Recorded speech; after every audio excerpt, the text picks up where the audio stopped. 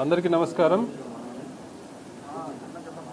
PRC అంశం తెర మీదకి వచ్చిన తర్వాత, ప్రభుత్వం జీవోలు విడుదల చేసిన తర్వాత ఉపాధ్యాయ ఉద్యోగ కార్మిక సోదరులందరూ ఈ పిఆర్సి జీవోల వల్ల నష్టం జరుగుతుందని భావించి పెద్ద ఎత్తున ఉద్యమం చేయడం మనందరికీ తెలిసిందే. ఆ ఉద్యమం పర్యవసానంగా 3వ తారీఖు చలో విజయవాడ కార్యక్రమం జరిగి అందులో పెద్ద ఎత్తున ఉద్యోగులందరూ పాల్గొని తమ ఆవేదన ఆందోళన వెలిపుచ్చిన తర్వాత ప్రభుత్వం కూడా ఉద్యోగుల ఆందోళన గుర్తించి ఉద్యోగులకు సమ్మె వరకు వెళ్ళకూడదు, వీళ్ళు అడిగే దాంట్లో న్యాయం ఉంది అని భావించి మమ్మల్ని చర్చలకు ఆహ్వానించింది. మేము చర్చలకు వెళ్ళినప్పుడు ముందైతే ఏదైతే అంశాలు మేము చర్చలకు వెళ్ళాలంటే 3 డిమాండ్లు పెట్టినామో ఆ 3 డిమాండ్లలో 2 జీవోలు పక్కన పెట్టాలా, పాత జీతాలనే అంశం 2 అప్పటికే ముగిసిపోయినాయి. కాబట్టి పిఆర్సీ రిపోర్టు మీద గట్టిగా పట్టుపట్టినాం. ఆ పిఆర్సీ రిపోర్టు మాకు ఇస్తామని చెప్పిన తర్వాత మిగతా అంశాలన్నీ చర్చించినాం. మేము పిఆర్సీ సమ్మె నోటీస్ ఇచ్చినప్పుడు సమ్మె నోటీసులో ఏదైతే అంశాలు పేర్కొన్నామో ఆ అంశాల్లో ప్రతి అంశం మీద పిఆర్సీకి సంబంధించి ఫిట్మెంట్ హెచ్ఆర్ఏ ప్రతి అంశం మీద సుదీర్ఘంగా చర్చ జరిగింది. అన్ని అంశాలు ఒక ఫిట్మెంట్ అంశం తప్ప మిగతా అన్ని అంశాల్లో పాజిటివ్గా ప్రభుత్వం నుంచి సానుకూలంగా నిర్ణయాలు రాబట్టుకోగలిగినాం. అది సమిష్టి కృషి, మా పిఆర్సీ సాధన సమితి సమిష్టి కృషి వల్ల ఈ రాష్ట్రంలో పనిచేస్తున్న ప్రతి ఒక్క ఉద్యోగ ఉపాధ్యాయ సోదరుడందరూ మాకు నైతిక మద్దతు ఇవ్వడం వల్ల మేము ప్రభుత్వం దగ్గర హెచ్ఆర్ఏ అంశంలో దాదాపు తెలంగాణకు సమానంగా తెచ్చుకోగలిగినాం. 1% కొన్ని కేటగిరీలకు తగ్గింది. అలాగే 5 ఇయర్స్కు పిఆర్సీని సాధించుకోగలిగినాం. రికవరీ అంశం రికవరీ లేకుండా, అంటే రికవరీ మేము బయటకు వచ్చిన తర్వాత మళ్ళీ కొందరిలో అనుమానం కొన్ని పత్రికల్లో వచ్చింది, 9 నెలలకే రికవరీ ఉండదు, తర్వాత రికవరీ ఉంటుందని. రికవరీ అనే మాటే లేదు. December 31, 2021 వరకు ఎలాంటి రికవరీ ఉండదు. అది స్పష్టత మళ్ళీ ఆర్థిక శాఖ అధికారులు కూడా మాకు స్పష్టతనివ్వడం జరిగింది. అలాగే సీసీఏ పాత సీసీఏను కొనసాగించుకోవడం జరిగింది. అడిషనల్ క్వాంటమ్ ఆఫ్ పెన్షన్ కూడా పాత అంత కాకపోయినా ఇంచుమించు చాలా వరకు మేము సాధించుకోగలిగినాం. ఇలా పిఆర్సీ సంబంధించిన చాలా అంశాలు మేము ఇంత సానుకూల నిర్ణయం తీసుకున్నప్పటికీ కూడా తీసుకురాగలిగినప్పటికీ కూడా కొందరు మాలో ఉండే ఒకరిద్దరు సరే వాళ్ళు ఎందుకు మాకు ఇప్పటికీ అర్థం కావడంలే, వాళ్ళు ప్రతి అంశంలో మాతో చర్చలో ఉండి వాళ్ళు మమ్మల్ని మాట్లాడనీయలేదంటున్నారు, మాకు ఫిట్మెంట్ నచ్చలేదనే మాట చెప్తున్నారు వాళ్ళు. అలా ఉంటే వాళ్ళు ఫిట్మెంట్ అంశం స్టార్టింగ్లోనే ఉంది. ఫస్ట్ పిఆర్సీ రిపోర్ట్ ఇస్తామన్న తర్వాత నెక్స్ట్ అంశం ఫిట్మెంట్ అంశం జరిగింది. ఫిట్మెంట్ మీద చర్చ జరిగినప్పుడు మంత్రులు కరాఖండిగా చెప్పినప్పుడు మాకు నచ్చలేదని వాళ్ళు అప్పుడే బయటకు వచ్చిండొచ్చు. వాళ్ళు ఫిట్మెంట్ అంత ఇంపార్టెంట్ అంశమైనప్పుడు మేము హెచ్ఓడి సెక్రటరీకి 24% మేము ఇవ్వము అంటే మేము చర్చలో పాల్గొన్నాం. అది లేకపోతే నేను చర్చలే నాకు అవసరం లేదని నేను లేచి బయటకు వచ్చిన. అప్పుడు మళ్ళీ నన్ను పిలిచి మళ్ళీ దాని మీద చర్చ జరిపి దాని మీద మళ్ళీ ఒక అంగీకారం వచ్చింది కదా. అలాంటిది వాళ్ళు ఫిట్మెంట్ అంశమే ప్రధానం అన్నప్పుడు ఆ ఫిట్మెంట్ దాటి మేము చేయలేమన్నప్పుడు మిగతా వాటిలో ఎందుకు చర్చలో పాల్గొన్నారు వాళ్ళు? కాబట్టి వాళ్ళైనా ఇప్పుడు సరే ఏదో కేడర్ని సమాధానపరచడం కోసమో మిగతా ఇంతమంది కమిటీ ముందు బురదల్లం అనేది వాళ్ళకు కూడా మంచిది కాదు. వాళ్ళు మా మిత్రులే. ఇప్పటికైనా ఆలోచించుకోవాలి. ప్రతి అంశంలో ప్రతి చర్చలో వాళ్ళు మాతో ఉన్నారు. కమిటీ మీటింగ్ అయిన తర్వాత మళ్ళీ మా స్టీరింగ్ కమిటీలో కూడా వాళ్ళు కూడా ఒక ఫిట్మెంట్ అంశం తప్ప మిగతా అన్ని అంశాల్లో మనం సాధించుకోగలిగినాము అన్నారు. స్ట్రైక్ కాల్ ఆఫ్ చేద్దామంటే అప్పుడు కూడా ఓకే అన్నారు. మాతో పాటు వచ్చి ప్రెస్ మీట్లో ఒకరిద్దరు కూర్చున్నారు. తర్వాత ఏదో ఫోన్లు వచ్చి వాళ్ళు వెళ్ళిపోయినారు. ఎవరు ఇన్ఫ్లుయెన్స్ అవుతున్నది వాళ్ళ మేమా? దాన్ని బట్టి మీరు అందరూ గుర్తుంచుకోవాలి. మేము ఎంతవరకు సమ్మె వరకు వెళ్లకుండా ఉద్యోగులకు ప్రభుత్వానికి మధ్య వారధిగా ఉండాల్సిన ఉద్యోగ సంఘ నాయకులు మా బాధ్యత మాది. కాబట్టి ప్రభుత్వానికి నచ్చజెప్పి ఉద్యోగుల సమస్యలు నచ్చజెప్పి ప్రభుత్వం నుంచి వీలంత సాధించడానికి మేము ప్రయత్నం చేసినాం. ఆ రకంగా గతంలో మనం 20-30 ఏళ్ళ వరకు చూస్తే సమ్మె వరకు వెళ్లకుండానే ప్రభుత్వం ఆలోచిస్తుంది. సమ్మె వరకు వెళ్లకుండా ఉండడానికి మనం అడిగినట్టు చేస్తుంది. ఒకసారి సమ్మెకు వెళ్ళినాక ప్రభుత్వానికి జరిగే డ్యామేజ్ జరిగిపోయినాక వాళ్ళు ఎక్కడ తగ్గిన దాఖలాలు లేవు.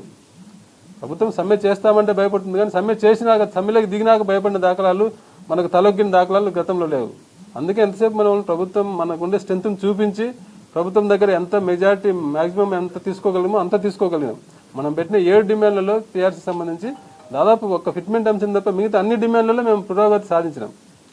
ఇంత మేము ప్రభుత్వం మీద ఒత్తిడి తెచ్చి సాధించినా కూడా మా మీద మళ్ళీ ట్రోలింగ్లు ఒకరిద్దరు, అంటే వీళ్ళు బయటికి వెళ్ళి ఇలా వాళ్ళు ద్రోహం చేయడం వల్ల, ఈ పిఆర్సీ సాధన సమితికి వాళ్ళు ద్రోహం చేయడం వల్ల మా మీద నిందలేసి కొందరితో, అంటే ఇప్పుడు ఫిట్మెంట్ మీద కొద్దిగా అసంతృప్తి ఉంది ఉద్యోగుల్లో, మేము కాదనడం లేదు.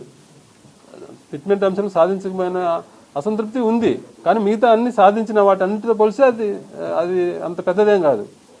కానీ కొందరు సమ్మె చేయాలని ఉత్సాహం కొందరికి ఉండింది రకరకాల కారణాల వల్ల. వాళ్ళందరూ ఈ సమ్మె జరగలేదని ఫ్రస్ట్రేషన్తో రకరకాల వాట్సాప్ మెసేజ్లు పెట్టడము, దాన్ని ట్రోల్ చేయడము. సద్విమర్శ చేస్తే దాన్ని మేము కూడా తీసుకుంటాం. ఎందుకంటే మా ఉద్యోగులు మాకు ఒక మంచి సలహా ఇచ్చిందనే భావంతో మేము సద్విమర్శను తీసుకుంటాం. కానీ అట్లా కాకుండా వల్గర్గా మాకు సమయాత్రలు చేయడం, ఇవన్నీ ఉద్యోగులు ఎవరన్నా ఒక బాధ్యత రహితంగా ప్రవర్తించే ఉద్యోగి ఎవరైనా ఇట్లా ఉంటారా? మాకు అనుమానం కూడా ఉంది, ఇందులో వేరే శక్తులు కూడా ఉన్నాయేమో అని.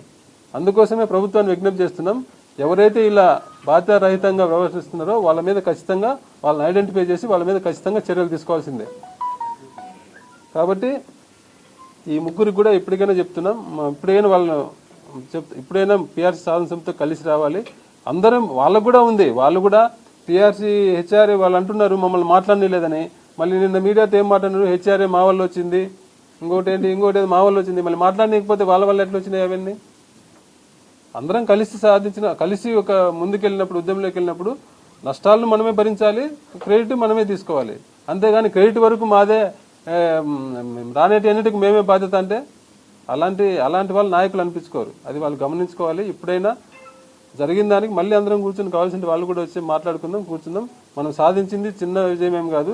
మనం పెట్టిన డిమాండ్లు చాలా వరకు సాధించుకోగలం. ఇది అందరి విజయం, ఇది ఉద్యోగుల విజయం. కాబట్టి మిత్రులకు ఇప్పటికైనా వాళ్ళకు విజ్ఞప్తి చేస్తున్నా. అలా ఉద్యోగులు కూడా ఎవరో ఏదో వాట్సాప్లో వచ్చినంత మాత్రం దాన్ని ఇష్టం వచ్చినట్టు ఫార్వర్డ్ చేయకుండా మీకు వచ్చిన ప్రయోజనం ఏందో గుర్తించుకొని ఉద్యోగ సంఘ నాయకులు మీకోసం చేసిన పనిని గుర్తించాలని చెప్పి విజ్ఞప్తి చేస్తున్నా. Thank you. ఇప్పుడు సూర్యనారాయణ గారు మాట్లాడతారు.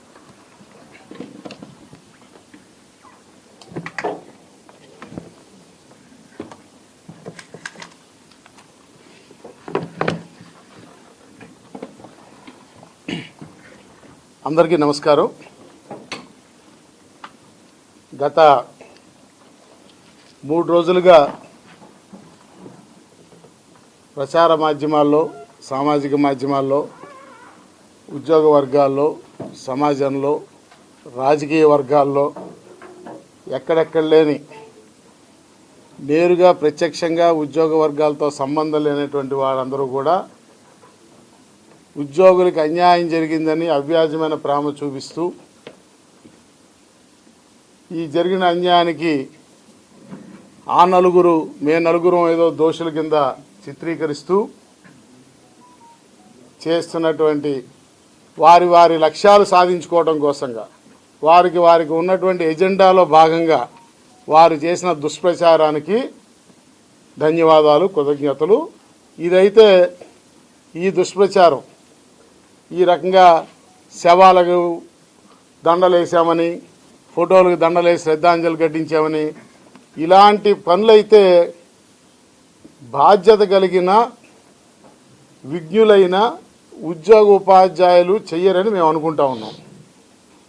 అవి జరుగుతున్నాయంటే ఒకవేళ అలా ఎవరైనా చేస్తే ఈ పౌర సమాజాన్ని తీర్చిదిద్దాల్సినటువంటి టీచర్లు ప్రజాస్వామ్యంలో తమకి నచ్చకపోతే ఆ నచ్చని నిర్ణయానికి నిరసన తెలిపేటువంటి అనేక మార్గాలను వదిలేసి ఈ రకమైనటువంటి పద్ధతులు అవలంబించడం ద్వారా మరి వారు ఏం విజ్ఞత చూపుతున్నారో, సమాజానికి ఏం సందేశం ఇస్తున్నారో అది వారి విజ్ఞతకు నేను విడిచిపెడతా ఉన్నా.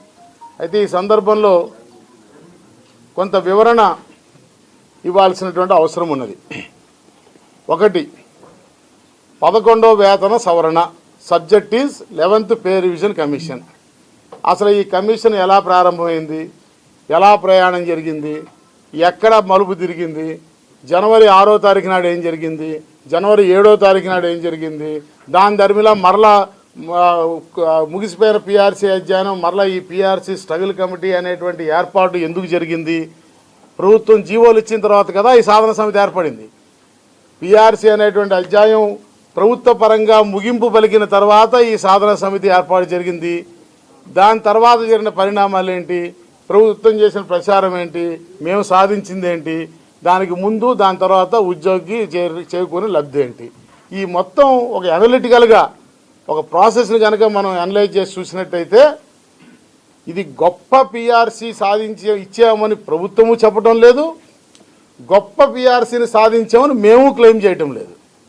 సాక్షాత్తు ముఖ్యమంత్రి గారు కూడా మీ ముఖాల్లో నవ్వు లేదు, మిమ్మల్ని నవ్వుతూ ఆనందంగా నా దగ్గరికి వచ్చేటట్టుగా ప్రకటన చేయాల్సి ఉంది.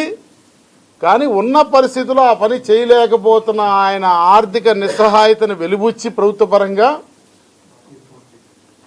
భవిష్యత్తులో మరింత ఆర్థిక పరిస్థితి మెరుగుపడిన తర్వాత ఉద్యోగుల ముఖంలో నవ్వు చూసేలాగా, ముఖ్యంగా సిపిఎస్ ఉద్యోగస్తులకి జగన్ ప్రభుత్వం ఈ రకంగా చేసిందని వారు చెప్పుకునేలాగా నేను ప్రయత్నం చేస్తాను, నిర్ణయాలు చేస్తానని వారు చెప్పినటువంటి విషయాన్ని కూడా ఈ సందర్భంగా నేను ఉటంకిస్తా ఉన్నా. That means government at any point of time did not claimed that we have given a very good PRC. మేము గొప్ప పిఆర్సీని ఇచ్చామని ప్రభుత్వం ఏ దశలో కూడా క్లెయిమ్ చేయలేదు. Point number 1. పాయింట్ నెంబర్ 2, మేము ఉద్యోగ సంఘాలుగా ముఖ్యంగా పిఆర్సీ సాధన సమితి పేరు మీద మేము కూడా గొప్ప ఫలితాలు సాధించేసాం, ప్రభుత్వాన్ని మెడలోంచేసాం, లేకపోతే భూమి భద్రింపజేసేసాం అట్లాంటి ప్రకటనలు మేము కూడా చేయరా. అయితే ఒకటి మాత్రం చెప్పాం చాలా స్పష్టంగా. ఆ రోజు సంయుక్త సమావేశం మంత్రివర్గ ఉపసంఘ సభ్యులతో కలిసి మేము నలుగురం సంయుక్త పత్రికా సమావేశంలో పాల్గొన్నప్పుడు చాలా స్పష్టంగా మేము నలుగురం కూడా చెప్పింది ఏంటంటే, ఇన్ ది గివెన్ సిచ్యువేషన్, ఉన్న పరిస్థితిలో this is the better deal, ఉన్నంతలో సరే మంచి ఫలితాలని రాబట్టగలిగేటువంటి ప్రయత్నం చేశామని మాత్రమే చెప్పడం జరిగింది. ఇవాళ కొంతమంది అసంతృప్తి వ్యక్తం చేస్తున్నటువంటి వాళ్ళు కూడా మీరు వాళ్ళు మాట్లాడిన మాటలను చూసినట్టయితే హోల్ క్రక్స్ అంటే సమస్య వాళ్ళు చెప్తున్నది ఏంటి, ఫిట్మెంట్ అనే ఒక అంశం తప్ప మిగతావన్నీ బాగానే ఉన్నాయని వారు కూడా చెప్తా ఉన్నారు. సో ఒక ఫిట్మెంట్ అనేటువంటి అంశంలో ఎస్ ఖచ్చితంగా మేము ఆశించి 27% ఇచ్చి ఉన్నట్టయితే ఖచ్చితంగా ఉద్యోగస్తులందరూ అది వేడుక చేసుకునేటువంటి సందర్భం అయ్యి ఉండేది ఆ అగ్రిమెంటు. ఆ 27% ఫిట్మెంట్ ఇవ్వలేకపోయింది కాబట్టి ప్రభుత్వము మేమేదో గొప్పగా ఉద్యోగులు చేసేసామని ప్రకటించుకోలేకపోయింది, మేము కూడా వేడుకలు సంబరాలు నిర్వహించుకోలేకపోయిన వాస్తవాన్ని అందరూ కూడా ఆ గమనంలో తీసుకోవాల్సిన అవసరం ఉన్నది. ఆ విషయంలో మేము చాలా స్పష్టంగా చెప్పాం మంత్రివర్గ ఉపసంఘానికి కానీ స్వయంగా ముఖ్యమంత్రి గారి దృష్టి కూడా తీసుకెళ్ళాం. సార్, 5-6 గంటల ఫిట్మెంట్ తక్కువ ఇచ్చినటువంటి ముఖ్యమంత్రిగా మీరు ఈ ముఖ్యమంత్రి గారిని మీరు నిలిపేస్తున్నారు, ఈ ట్యాగ్ లైన్ ఉండిపోతుంది కాబట్టి మీరు ఖచ్చితంగా ఆ 5-6తో సమానంగా 27% సమానంగా ఫిట్మెంట్ ఇచ్చేదానికి చూడమని చెప్పి మేము చాలా పోరాటం చేశాం. అయితే ఉన్నటువంటి ఫైనాన్స్ సపోర్ట్ చేయనప్పుడు ఇంతకు మించి నేను చేయలేమనేటువంటి విషయాన్ని ప్రభుత్వ పరంగా చెప్పినప్పుడు మిగతా అంశాల్లో సాధ్యమైన మేరకు ఫిట్మెంట్ తర్వాత మిగతా ప్రాధాన్యత అంశాలు ఉద్యోగస్తులు ఆనాడు ప్రభుత్వం 6వ తారీఖు నాడు సీఎం గారు జనవరి 6 నాడు సీఎం గారు ఫిట్మెంట్ 23% ప్రకటన చేసిన తర్వాత సంక్రాంతి పండుగ రోజు కనుమ రోజు సాయంత్రం ఒక పండుగ రోజు రాత్రి 17వ తారీఖు నాడు ప్రభుత్వం జీవోలు విడుదల చేసిన తర్వాత ఉద్యోగ ఉపాధ్యాయుల్లో ఉవ్వెత్తున వచ్చినటువంటి ఆందోళనలో ప్రధానమైన అంశాలు చూసినట్టయితే మొదటిది ఫిట్మెంటు. ఇక ఫిట్మెంట్ తర్వాత ప్రధానంగా ఉద్యోగులు కోరుకున్నది హెచ్ఆర్ఏ అంశం, రద్దు కాబడిన సీసీఏ, 10 సంవత్సరాలకు ఒకసారి పిఆర్సీ అనేటువంటి అంశం, ఇలా ప్రాధాన్యతా క్రమంలో ఉన్నటువంటి అన్ని అంశాలని ఎప్పుడైతే ఫిట్మెంట్ విషయంలో ప్రభుత్వం ఆ పరిస్థితిని అసక్తతను వెలిబుచ్చిందో మిగతా అంశాలన్నీ కూడా దాని విషయంలో చర్చ చేసి సాధ్యమైన మేరకు మేము సానుకూల ఫలితాలు రాబట్టగలిగినటువంటి విషయాన్ని తెలియజేస్తా ఉన్నా. ఇది మేము నలుగురు కృషి వల్ల లేకపోతే ఏ ఒక్క వ్యక్తి వల్ల సాధ్యపడిందని మేము అనుకోవటంలా, మొత్తంగా మా 20 మంది స్టీరింగ్ కమిటీ సభ్యుల యొక్క భాగస్వామ్యంతో లక్షలాది మంది ఉద్యోగ ఉపాధ్యాయ పెన్షనర్లందరి యొక్క వారి యొక్క కోరిక, వారు చూపించినటువంటి ఆందోళన కార్యక్రమంలో వారి భాగస్వామ్యం వల్ల ఇది సాధ్యపడిందని మేము అభిప్రాయపడతా ఉన్నాం. ఇక్కడ చూసినట్టయితే ఇందాక వెంకటరామరెడ్డి చెప్పినట్టు రెండో ప్రాధాన్యత అంశంగా హెచ్ఆర్ఏ అని అందరూ కూడా భావించారు. ఆ విషయంలో సాధ్యమైన మేరకు పోరాటం చేసి సాధ్యమైన మాకు ఉన్నటువంటి వాదనా పటిమనంతా కూడా ఉపయోగించి ఇంచుమించుగా ఒక్క స్లాబ్లో 1% మినహా మిగతా అన్ని కూడా హైదరాబాద్తో కూడిన తెలంగాణతో సమానమైన హెచ్ఆర్ఏ స్లాబులు సాధించగలిగామనేది డెఫినెట్గా మాకు సంతోషం కలిగించే విషయం కాకపోయినా ఎంతో కొంత మా వాదన నెగ్గింది అనేటువంటి తృప్తి మాత్రం కలిగించినటువంటి విషయాన్ని ఈ సందర్భంగా తెలియజేస్తా ఉన్నాం. ఇక విమర్శకి ఈ విషయంలో కూడా విమర్శ వచ్చి ఉండొచ్చు. ఇప్పుడు సంతృప్తికి శాచురేటెడ్ లెవెల్కి అనేదానికి ఒక పారామీటర్, ఒక స్టేజ్ అనేది ఉండదు కాబట్టి దీని కూడా వ్యాఖ్యానం రావచ్చు. కొంతమంది టీవీ డిబేట్లలో వేరే వాళ్ళందరూ కూడా మా వర్గంతో సంబంధం లేని వాళ్ళు కూడా చెప్తా ఉన్నారు 30% హెచ్ఆర్ఏ ఉండేది, ఇప్పుడు 24 అయింది, వీరేం సాధించినట్టు అని. ఒక్కసారి అందరూ కూడా ఆలోచన చేసుకోవాల్సిన అవసరం ఉన్నది. వాళ్ళ ఉద్యోగ సంఘాల పేరు మీద ఎవరెవరో చర్చలకు వచ్చి ఏదో చెబుతూ తప్పుదావ పట్టిస్తూ ఉన్నారు. 30% హెచ్ఆర్ఏ మాకు ఎందుకు ఇచ్చారు? 30% హెచ్ఆర్ఏ రాష్ట్ర విభజన నాటికి 2/6/2014 నాడు హైదరాబాద్లో హెచ్ఆర్ఏ 30% ఉండేది. మేము హైదరాబాద్ నుంచి వచ్చాం కాబట్టి సెక్రటేరియట్ హెచ్ఓడిలో పనిచేసే ఉద్యోగులకు 30% ఇచ్చారు. ఇప్పుడు హైదరాబాద్ 24% అయిన తర్వాత హైదరాబాద్ నుంచి వచ్చిన వాళ్ళకి 30% ఇవ్వడం అనేటువంటి లాజిక్ ఎంతవరకు సస్టైన్ అవుతుందో ఒకసారి ఆలోచించాల్సిన అవసరం ఉంది. సో హైదరాబాద్ పాపులేషన్ లేకపోయినా 30% నుంచి వెలగపూడి 8% పడిపోతే దాన్ని 24% చేయించగలిగామంటే అది సాధించినట్ట, అచీవ్మెంటా, అది డౌన్వర్డ్ ట్రెండా అనేది ఉద్యోగస్తులు కూడా ఆలోచన చేసుకోవాల్సినటువంటి అవసరం ఉందని నేను అభిప్రాయపడతా ఉన్నా. అట్లాగే రద్దు చేసిన సీసీఎన్ రెస్టోర్ చేసుకునే విషయం కానీ, అలాగే అడిషనల్ క్వాంటమ్ ఆఫ్ పెన్షన్ని పూర్తిగా తీసేసిన దాన్ని ఎంతో కొంత 7-12% రెస్టోర్ చేసుకోగలగటం కానీ, ప్రధానంగా వీటన్నిటికంటే కూడా ప్రధానమైన రెండు విధానపరమైన నిర్ణయాల విషయంలో ప్రభుత్వం మీద మేము పిఆర్సీ సాధన సమితిగా అప్పర్ హ్యాండ్ సాధించాము, మేము విజయం సాధించాము అనేటువంటి అభిప్రాయంతో మేము ఉన్నాము పిఆర్సీ సాధన సమితి నాయకులుగా అని చెప్తా ఉన్నా. ఏమిటి ఆ రెండు అంటే, ప్రభుత్వం ఒక విధానపరమైన నిర్ణయంగా ఈ దేశంలో అనేక రాష్ట్రాల్లో జరుగుతున్న మాదిరిగా 10 సంవత్సరాలకు ఒకసారి వేతన సవరణ చేస్తానని చెప్పి a shift towards central pay commission అనేటువంటి ఒక పాలసీ డెసిషన్ విధాన నిర్ణయాన్ని ప్రభుత్వం చేసి ఆ మేరకు జీవోలు కూడా ఇచ్చిన సంగతి దయచేసి అందరూ గుర్తించాల్సినటువంటి అవసరం ఉంది. సో స్పెల్అవుట్ పాలసీ నుంచి, లిక్విడ్ పాలసీ నుంచి ప్రభుత్వాన్ని వెనక్కి తీసుకొచ్చి మరలా 5 సంవత్సరాల పే రివిజన్ కమిషన్ విధానాన్ని ఆంధ్రప్రదేశ్లో కొనసాగించేదానికి ప్రభుత్వాన్ని కన్విన్స్ చేసి ఒప్పించడం అనేది ఒక గొప్ప విజయంగా, మేము సాధించిన విజయంగా మేము అభిప్రాయపడతా ఉన్నాం. తద్వారా అందరూ గమనంలో తీసుకోవాల్సిన అవసరం ఏంటంటే, ప్రస్తుతం ఉద్యోగులు సంతృప్తిపరిచేటువంటి ఫిట్మెంట్ ఇవ్వలేని ఆర్థిక పరిస్థితుల దృష్ట్యా తన ఆసక్తిని ప్రభుత్వం ఎక్స్ప్రెస్ చేసినటువంటి సందర్భంలో త్వరలోనే నెక్స్ట్ ఇయరే 2022లో ఉన్నాం, మళ్ళీ సంవత్సరం 2023 నాటికే మరల వేతన సవరణ సంఘాన్ని నియమించాల్సినటువంటి పరిస్థితి ప్రభుత్వాన్ని ఈ నిర్ణయం ద్వారా తీసుకొచ్చాము. తద్వారా మరల 2024 ఎన్నికలకు వెళ్లే ముందు ప్రభుత్వం ఐఆర్ ప్రకటించడమో, లేకపోతే ఆనాడు అధికారం కోసం కాంక్షించే పార్టీలు మేము వచ్చి ఇస్తామని చెప్పాల్సిన రాజకీయ అనివార్యత వచ్చేలాంటి పరిస్థితిని క్రియేట్ చేయడం ద్వారా ఉద్యోగులకి మళ్ళీ తొందరలోనే ఎంతో కొంత మేలు జరిగేటువంటి ప్రయత్నం చేసామన్న విషయాన్ని మనం చేస్తా ఉన్నాం. ఇంకొక విధానపరమైన నిర్ణయం ఏంటంటే, ఎప్పుడు కూడా వేతన సవరణ ఉద్యోగులకు చేసినప్పుడు పబ్లిక్ సెక్టార్ అండర్టేకింగ్స్, ప్రభుత్వ రంగ సంస్థలుగా ఉన్నటువంటి సంస్థల్లో కానీ, యూనివర్సిటీల్లో పనిచేసే ఉద్యోగులు కానీ, సొసైటీల్లో పనిచేసే ఉద్యోగుల్లో కానీ, కార్పొరేషన్లో పనిచేసే ఉద్యోగులకు కానీ, గురుకులాల్లో పనిచేసే ఉద్యోగులకు కానీ ఉద్యోగులతో పాటు వేతన సవరణ అమలు చేసినటువంటి దాఖలా లేదు. ఉద్యోగులకు వేతన సవరణ అమలు చేసిన తర్వాత 2 ఏళ్లకో 3 ఏళ్లకో ఒక్కొక్క సెక్టార్ వాళ్ళు ప్రభుత్వం చుట్టూ తిరిగితే వాళ్ళకి విడివిడిగా ఎప్పుడో జీవోలు ఇస్తే వాళ్ళకి అమలు అయ్యేటువంటి పరిస్థితి నుంచి రేపే మాతో పాటే ఈ అన్ని అనుబంధ యాన్సిలరీ వ్యవస్థల్లో కూడా వేతన సవరణ అమలు చేయాలనేటువంటి ఒక విధాన నిర్ణయాన్ని ప్రభుత్వం ద్వారా చేయించి దానికి ఉత్తర్వులు ఇచ్చేదానికి ఒప్పించగలగటం అనేది కూడా ఒక కీలకమైనటువంటి పరిణామంగా మేము అభిప్రాయపడతా ఉన్నాం. ఎందువల్లంటే, ఓకే, ఇవాళ 4.5 లక్షల మందికి అమలు 23% ఫిట్మెంట్ మీద అమలయ్యే వేతన సవరణ 23 నుంచి 27కి పెరగలేదనేటువంటి అసంతృప్తి ఉద్యోగుల్లో ఉన్నమాట వాస్తవమైనప్పటికీ, జీరోలో ఉన్నటువంటి మరొక 1,00,000 మందిని అదనంగా 23 స్థాయికి తీసుకొచ్చేటువంటి పిఆర్సీ యొక్క యాంబిట్ని, పరిధిని మరొక 1,00,000 మంది చిల్లర ఉద్యోగులకు అమలు చేసే విధాన నిర్ణయం చేయించడం అనేది ఇది విజయం కాక పరాజయం అవుతుందా? ఆయా సెక్టార్లో పనిచేసే 1,00,000 మంది ఉద్యోగులకి జరిగేటువంటి ఆర్థిక ప్రయోజనాన్ని కూడా ఉద్యోగులు పరిగణలోకి తీసుకోవాల్సిన అవసరం ఉందని నేను అభిప్రాయపడతా ఉన్నాను. అదే రకంగా ఇక మిగతా విషయాలు కూడా మరి ప్రధానమైనటువంటి లక్షలాది మంది ఉద్యోగులు వారి కుటుంబ సభ్యుల మీద ప్రభావం చూపించేటువంటి సిపిఎస్ రద్దు విషయంలో కూడా ఇప్పటిదాకా ప్రభుత్వం రద్దు చేస్తానని ఎన్నికల ముందు హామీ ఇచ్చినప్పటికీ కూడా కమిటీలు మాత్రమే నియామకం జరిగింది తప్ప దాని మీద ఒక స్పష్టమైన నిర్ణయం దిశగా, ఒక రోడ్ మ్యాప్ దిశగా మరి ప్రభుత్వం నిర్ణయం తీసుకున్నటువంటి పరిస్థితి లేదు. ఆ విషయంలో కూడా స్పష్టంగా ఒక టైం లైన్ March 31 అనేటువంటి ఖచ్చితంగా ఒక నెల రోజులు 40 రోజుల్లోగా ఒక టైం లైన్ ఫిక్స్ చేసి ప్రభుత్వాన్ని అంతలోకి ప్రభుత్వం రోడ్ మ్యాప్ డిక్లేర్ చేసేటట్టుగా ఒప్పందం చేసుకోవడం కూడా మరి ఒక మంచి పరిణామంగా ఈ రాష్ట్రంలో ఉద్యోగ ఉపాధ్యాయులకు మంచి పరిణామంగా మేము అభిప్రాయపడతా ఉన్నాం.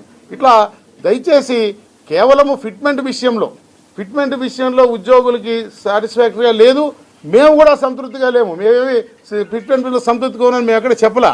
27% నిజంగా ఫిట్మెంట్ ఇచ్చినట్టయితే డెఫినెట్గా it would have been occasion for jubilation. అది లేని కారణంగానే అది ఈ రకంగా మరి ఉద్యోగులకు ఉన్నటువంటి వాస్తవ పరిస్థితి. అయితే ఇది ఎలా వచ్చింది, మనం పిఆర్సీ అంశం ఎక్కడ మొదలైంది, ఎక్కడికి వచ్చాము, ఎక్కడ జీవోలు ఇచ్చిన తర్వాత ఈ సాధన సమితి ఏర్పడినటువంటి వాస్తవాన్ని దయచేసి గుర్తెరిగాల్సిన అవసరం ఉందని నేను మనవి చేస్తా ఉన్నా. ఇకపోతే సరే, సహజంగానే ఎప్పుడైనా కానీ కొన్ని 100% మనకు సంతృప్తికరంగా ఉండేటువంటి పరిస్థితులు రాకపోవచ్చు. అనేక రకాలైనటువంటి అలాగే రికవరీ లేకపోవడం అనేది, ఏ రకమైన రికవరీ లేకుండా నిర్ణయం తీసుకోవడం కూడా అది ఉద్యోగులు గొప్ప ఆర్థికపరమైనటువంటి మేలు చేకూర్చే అంశం. ఈ అన్ని అంశాల్లో తప్పనిసరిగా అందరూ భాగస్వామ్యం అయినారు. వారు కూడా స్టీరింగ్ కమిటీ సభ్యులుగా ఉన్నటువంటి ఇవాళ డిసెంట్ ఎక్స్ప్రెస్ చేస్తున్నటువంటి సంఘాలు కూడా మాతో పాటు కలిసే దాంట్లో బాగా పాలు పంచుకున్నారు. వారు ఆ రోజు చెప్పారు. అయితే ఇక్కడ ఒక విషయాన్ని నేను మనవి చేస్తా ఉన్నాను. మనం ఏదో డెమోక్రటిక్ సిస్టంలో అందరం కలిసి ప్రభుత్వం మీద ఒత్తిడి తీసుకురావడానికి ఐక్యవేదికగా ఏర్పడిన తర్వాత ఏదన్నా అంశం మీద ఒకవేళ అభిప్రాయ భేదం ఉంటే, లేకపోతే ఆ అంశం మీకు నచ్చకపోయినట్టయితే దాన్ని ఎక్స్ప్రెస్ చేసేటువంటి హక్కు ఎవరికైనా ఉంటుంది. ఆ రకమైనటువంటి వారి రైట్ని వారు ఎక్సర్సైజ్ చేయడానికి మేము కాదంటం లేదు. కానీ ఆ క్రమంలో మరి వచ్చినవన్నీ మా వల్ల వచ్చే, రానివన్నీ ఆ నలుగురు వల్ల రాలేదని చెప్పేటువంటి ఈ బురద జల్లేటువంటి కార్యక్రమం అది ఎంతవరకు సబబో, భవిష్యత్తులో ఏ రకంగా ఈ రకమైన మీ వ్యవహార శైలితో ఈ రాష్ట్రంలో భవిష్యత్తులో ఏ రకంగా ఐక్య ఉద్యమాలకు అది దోహదపడుతుందో మీ పందా, మీ విధానం ఒకసారి ఆలోచన చేసుకోవాల్సిన అవసరం ఉందని నేను వారికి మనవి చేస్తా ఉన్నా. సరే, మమ్మల్ని వ్యక్తిగతంగా విమర్శించేందుకు మాత్రాన మమ్మల్ని వ్యక్తిగతంగా మా నలుగురిని తిడితేనో విమర్శిస్తేనో మీకు ఏదైనా ఒక 10 ఓట్లు రాలుతాయో, 10 రూపాయలు పెరుగుదల వస్తుందో అని మీకు నమ్మకం ఉంటే అలాంటి భోషణ తిరస్కారంలో రిసీవ్ చేసుకోవడానికి మేము సిద్ధంగా ఉన్నాం అనేటువంటి విషయాన్ని కూడా మనం చేస్తూ ఉన్నాను. బట్ విజ్ఞతతో ఆలోచన చేయాల్సిన అవసరం ఉన్నది. కానీ నేను ఎవరి మీద అభియోగాలు మోపను, ఎవరి మీద నేను కమెంట్ చేయను, వ్యాఖ్యానించను. కానీ కొన్ని వాస్తవాలు ఇవాళ పౌర సమాజానికి తెలియాల్సిన అవసరం ఉంది, ఉద్యోగ వర్గానికి ఉపాధ్యాయ వర్గానికి తెలియాల్సి ఉంది అనేటువంటి విషయాన్ని దృష్టిలో పెట్టుకుని 2 విషయాలు చెప్తా. ఒకటి, మమ్మల్ని మాట్లాడనివ్వలేదు, చైర్మన్లే మాట్లాడారు అనేటువంటి విషయాన్ని పదే వాళ్ళు చెప్తా వచ్చారు. కానీ నిన్న మీడియా సమావేశంలో వాళ్ళు ఏం చెప్పారు, హెచ్ఆర్ఎస్ ల్యాబ్ మా వల్లే వచ్చిందని చెప్పారు, మేమే గట్టిగా వాదించామని చెప్పారు. మరి మేము లోపల వాదించామంటారు, మమ్మల్ని మాట్లాడనీయలేదంటారు. మరి మీరు వాదించింది నిజమా, మీ వల్ల హెచ్ఆర్ఎస్ ల్యాబ్ వచ్చింది నిజమా, మిమ్మల్ని మాట్లాడనీయకపోవడం అనేది నిజమా? మీరు వాస్తవాలు చెప్పండి. వాస్తవాలు చెప్పి ఎస్ మీ సంఘాల పరంగా మీకు అసంతృప్తి ఉంది, మేము ఈ నిర్ణయంతో విభేదిస్తున్నామని చెప్పి మీరు మీ కార్యాచరణ మీరు తీసుకోండి. దానికి ఎవరికి అభ్యంతరం లే, దానికి అభ్యంతరం పెట్టాల్సిన అవసరం మాకు కూడా లేదు. ఎందువల్లంటే మేము కూడా ఏమి ఫిట్మెంట్ విషయంలో ఆనందాలు వెలుబుచ్చడంలా, ఇక్కడ మేము కూడా ఫిట్మెంట్ విషయంలో ఆనందాలు వెలుబుచ్చడంలా. ఎందువల్లంటే అందరూ వాళ్ళు కార్యాచరణ తీసుకోవచ్చు. వారు చేస్తున్నటువంటి ప్రక్రియ ఏదైతే ఉందో దీని వెనక ఉద్యోగులకి ఉపాధ్యాయులకి ప్రయోజనం చేకూర్చాలనే దానికంటే కూడా ఇంకేదో లక్ష్యం ఉన్నట్టుగా అనిపిస్తోంది అనేటువంటి విషయాన్ని నేను మనవి చేస్తూ ఉన్నాను. ఈ అభిప్రాయం ఎందుకు కలుగుతోందంటే సహజంగా నచ్చకపోతే ప్రభుత్వ నిర్ణయం ప్రభుత్వం మీద వ్యాఖ్యానించాలి, ప్రభుత్వం మీద పోరాటం చేయాలి. మా నలుగురి మీద పోరాటం చేస్తామండి వాళ్ళు చెప్పేదాని వెనక అసలు లాజిక్ ఏంటో మాకు అర్థం కావటంలా. రెండవది, మేము 20 మంది స్టీరింగ్ కమిటీ సభ్యులం సంతకాలు పెట్టి సమ్మె నోటీస్ ఇచ్చాం 24వ తారీఖు నాడు, 24 జనవరి నాడు మేము 20 మంది స్టీరింగ్ కమిటీ సభ్యులు సంతకం పెట్టి సమ్మె నోటీస్ ఇచ్చినప్పుడు సరే మేము విత్డ్రా అయినాం, సమ్మె నుంచి సమ్మె విరమిస్తున్నాం మేము ప్రకటన చేస్తాం. ఇఫ్ దే ఆర్ డిసగ్రిమెంట్, వారు దాని విషయంలో డిసగ్రిమెంట్తో ఉంటే యథాతథంగా 6 అర్ధరాత్రి నుంచి వారి సమ్మె కొనసాగించవచ్చు కదా. వారు ఆల్రెడీ సమ్మె నోటీస్ ఇచ్చున్నారు కదా, వారు కూడా ఆ సమ్మె నోటీసులో భాగస్వాములే కదా. వాళ్ళ సంఘాల పక్షాన వాళ్ళ సమ్మెను వాళ్ళు యథాతథంగా కొనసాగించుకుని ఉండొచ్చు కదా.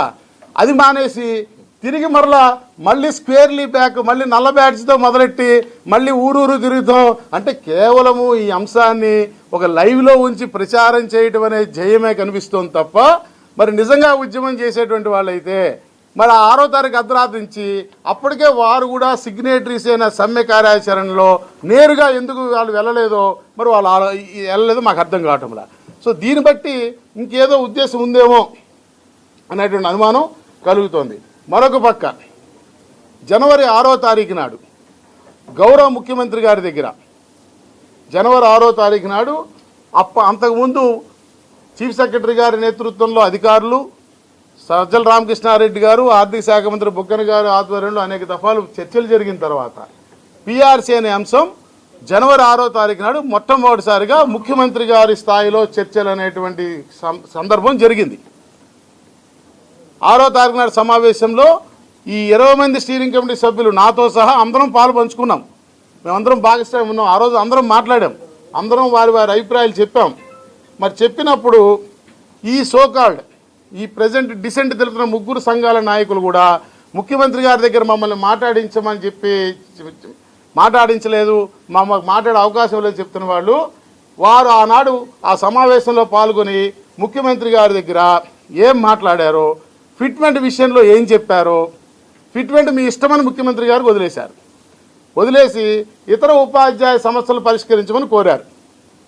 ఈ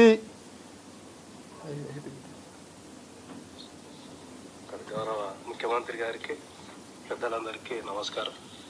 ప్రధానంగా ఈ రాష్ట్రంలో ఇవి సోషల్ మీడియాలో సర్క్యులేట్ అయితే మాకు కూడా వచ్చినాయి. సంబంధించి చాలా బేసిక్గా చేస్తున్నారనేటువంటిది ఏపీటీఎఫ్ ఉదయరాజు గారు ప్రజల్లో ఏవైతే వారికి సంబంధించినటువంటి అమ్మఒడి